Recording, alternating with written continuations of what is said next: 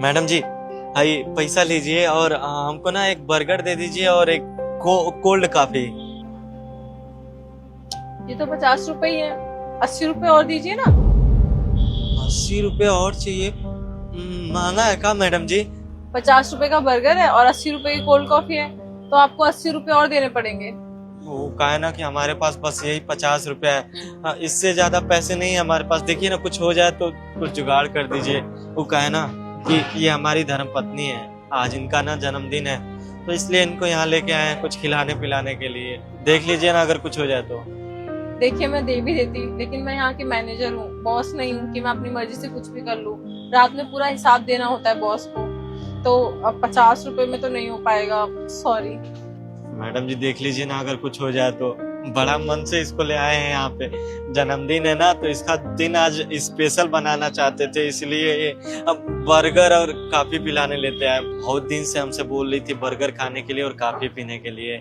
आज इसका special day है, आप देख लीजिए ना, कुछ कर दीजिए। गरीब आदमी है, दुआ मिलेगी। वैसे आप लोग देखने में तो गांव से लग रहे हैं, तो आप लोग यहाँ क्या कर रहे हैं? आपने बिल्कुल सही कहा, हम गांव से ही हैं। वो कहा है ना कि यहाँ हमारे गांव के एक भैया रहते हैं, उन्होंने ही हमको यहाँ पे बुलाया था, लेकिन कहा है ना यहाँ आने के बाद उनको फोन लगा रहे हैं, उनका फोन ही नहीं लग रहा है, और जो अपने घर का पता दिए थे वो पता भी गलत है। अब हम यहाँ अकेले शहर में परेशान हैं, और सच बताएं तो भूख भी बहुत तेज लगा है, लेकिन आज इसका जन्मदिन है तो सोचे पहले इसका दिन स्पेशल बना दें। तो आप लोग गांव छोड़ के शहर क्यों आए हैं, वो भी एक ऐसे इंसान के पास जो आपका कॉल नहीं उठा रहा, आपको एड्रेस भी सही से उसने नहीं बताया, तो आप लोग गांव छोड़ के आए क्यों? मैडम जी, ये जो गरीबी है ना, बहुत बेकार चीज है। यहाँ हमको हमारी गरीबी लेके आई है। मौसम देख रही है ना, पिछले 2-3 महीना से ऐसा मौसम हो रहा है, कभी बरसात हो रहा है तो कभी धूप हो रहा है, कभी आंधी आ रही है। इस बरसात और आंधी के चक्कर में गांव का फसल बर्बाद हो गया है। आने वाले समय के लिए खाने पीने को कुछ नहीं है हमारे पास।